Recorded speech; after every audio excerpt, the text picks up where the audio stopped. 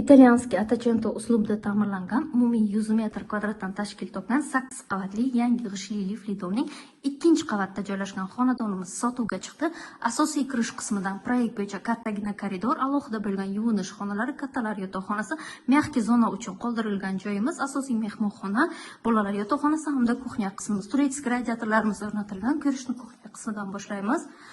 Gazli plita, вытяжка, двухконтурный kotellarimiz o'rnatilgan. Oyoqdagi to'liq laminat holatda. Asosiysi domimiz to'liq foydalanishga topshirilgan. Kadastr hujjatlarimiz tayyor. Bolalar yotoqxonasi, alohida bo'lgan yuvinish xonalari to'liq kafil qilingan. Qo'shimchasi garistonlarimiz mavjud.